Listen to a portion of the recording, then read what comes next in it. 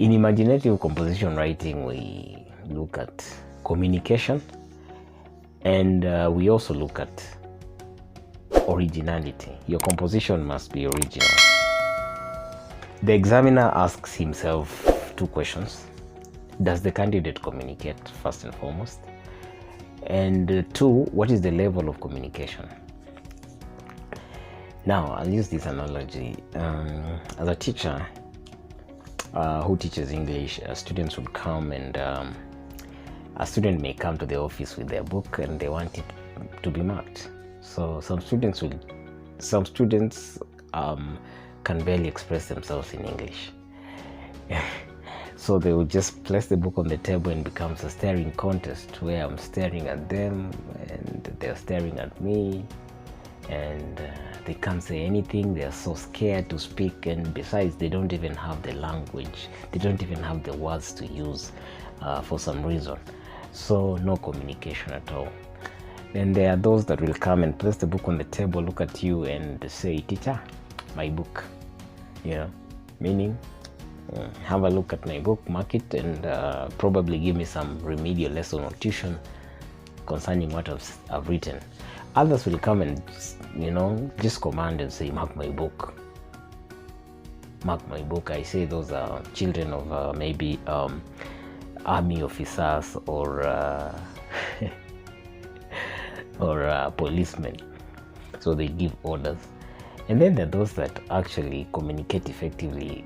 They walk in, with their book and, "Excuse me, sir, my name is so and so from this class. I've done some assignment, and may you please mark my book." They begin with greetings. They introduce themselves, and they use courteous language. Even the choice of words, everything is effective. The communication is effective. Ideally, your story should also be simple but effective in communication. Choose just clear sentences, simple sentences. Of course, mix them with the complex and compound sentences, but everything should be simple and straightforward. As long as anything you write is helping you to tell your story or to communicate effectively, right? Okay? Your composition must have a message. So the examiner will also ask themselves, like, what is the message? Or is there any moral or teaching? Or is there any clear, solid, maybe parable in this story? Can we use it to teach something? Or can we use it to encourage encourage virtues and discourage vices? Now, in order to write a good composition, you must have a clear setting. For example, if you're talking about when we arrive at the scene of crime, you're supposed to begin with the words, "When we arrive at the scene of crime." Your composition, the setting of your composition should be a scene of crime. Okay? Any other thing renders your composition, or any other setting, say you speak about a wedding, for instance. Any other setting renders your composition irrelevant. All right. Then you must also have some clear or definite characters with clear motives, definite motives, but don't do it. Don't be forthright with it. Don't be obvious with it. You should be subtle and introduce your characters to us slowly. Let us learn about them slowly as the story progresses, from their actions or from the comments of the other characters. Don't say, "My name is Mary Anyangu, I am married to Tom Omondi and I have 10 children. No, that's not the way to go about it. That's not how you introduce the characters. Talk about someone like, you may say, "When I arrived at the hotel, I looked around. I could not see Tom. Then it hit me. He was going to be late again, as usual." You see, you've introduced a character called Tom, and now we know that he's a habitual late comer. So that is how we go about the characters. Your story must have a conflict where some forces or some characters are opposing the main character. Your story must have a clear message, like we've said. Now, how do you write an effective composition? One, use your imagination to come up with a story that is original. I don't care if you're the CEO chairperson. Don't write stories from the Bible. One day God sent me to Nineveh. Then I didn't go to Nineveh. I took a detour. All of a sudden, I was swallowed by a fish. I stayed there for 3 days, believe me or not. When I went back home, my wife was so angry with me. She said, I was trying to reach you on all your lines and I couldn't reach you. Where have you been? Okay, avoid such stories. Don't write also names of characters from set books like my dad is called Olekaelo or my husband is called Kino. Nope, don't do that. Avoid stories to do with fantasies like ogres and forests. Try to be as realistic as possible. As much as you're writing something that is creative, it also must be realistic as possible. Okay, let us feel the fun in your composition. As much as I'm talking about realistic, it shouldn't be boring. My first day in school, in Form 1, don't write exactly what happened, that I came with my box on my head and then we went to a tent where the teachers were seated and my box was checked, all my documents were verified, and then we went to the clerk, we went to the accounts clerk, and then we paid school fees. I was assigned a class in the evening. I was given a dormitory. I was shown to my dormitory where I was supposed to sleep. Come on, that's lack of creativity. You're simply saying what everybody knows. When I entered the class, I realized that everybody was settled. It was a little scary for me since it was my first day in school. I went straight to the back of the class where there was an empty seat and sat quietly. After a couple of minutes, a teacher walked into the classroom with papers in his hands. He then distributed the papers to all students, and I was shocked to learn that we were set to do an exam on my first day in high school. That's when I knew from the stories that I had heard that it was true that life in high school is really tough. I could barely write anything because all the questions seemed foreign to me.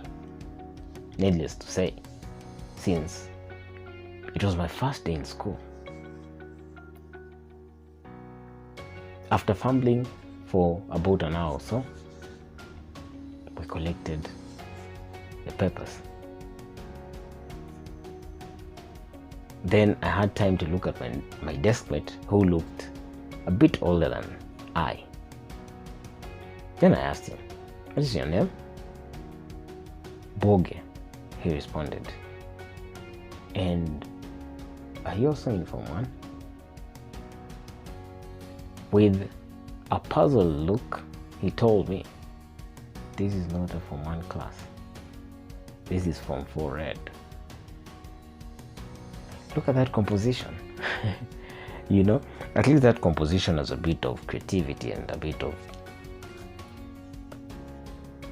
some interesting analogy. Next, also, you must appeal to the emotions. Let the reader laugh with you, cry with you, be angry, be vexed, be anxious. So appeal to the reader's emotions. If you're writing about a funeral and the reader is not shedding tears or crying, then your composition is not good enough. Then, of course, like we said, your composition must convey a message or a lesson. Use also apt words or diction. Choose only words that help you in communicating. If they don't, then leave them out. Don't use fancy words and language you don't understand yourself. When I say vocabulary, I mean, if you're going to hospital, let us talk about wards. If somebody stays in hospital for a few days, say he or she was admitted, not was living in hospital. Don't talk about the house where where patients are kept or where patients live. Talk about a ward, that is ICU or HDU. Specify. The specialists that are found in hospital, if they deal with cancer, that's an oncologist. If they deal with babies or children, that's a pediatrician. If they are going to extract your tooth, you're talking about a dentist. If they are concerned about the arrangement of your teeth, that's an orthodontist. And if they deal with reproductive health, you are probably looking at a gynecologist. So be specific or use vocabulary that's apt. If you're at a funeral and you say people were sad or the mood was somber, that is ideally the vocabulary that I expect, right? If you are in school, staff room, laboratory, the principal, the teacher on duty, those are some of the words I expect. So it doesn't have to be something fancy. It just has to be something that helps you or aids in your communication, making your communication effective. And that moves us to the next point, that the language use should be common to the reader and the writer. Don't write, words you don't understand. I woke up suddenly and flabbergasted to school. And then also let your ideas flow freely. You should not, it shouldn't seem like you're struggling.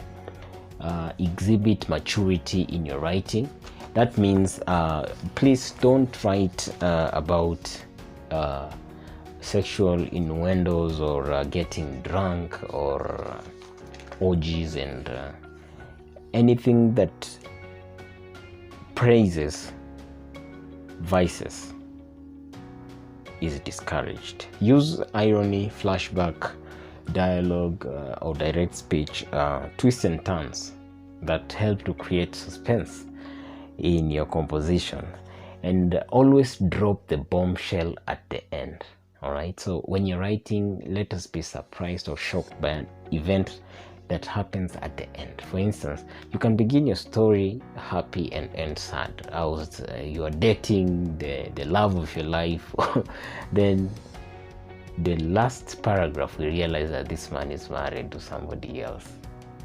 All right, and you're just in university, hoping that you have found somebody that is going to marry you, only to realize that he's already married to somebody else. Shock on you. Okay, or that I read this in a book, one of the sample compositions, that you're online dating and you're chatting with someone on Facebook, and only to realize that it's your father, and that comes at the end. Okay, the shocker, the bombshell is dropped at the end. All right, so always write a composition that has a twist or a turn. So you should have like some flashback where you throw us back, some irony at the end, an unexpected event happens, and so forth. In the same vein of diction and choice of words and emotions, try to create a definite mood. Then use vocabulary and choice of words, phrasal verbs, and idioms that may earn you a merit tick.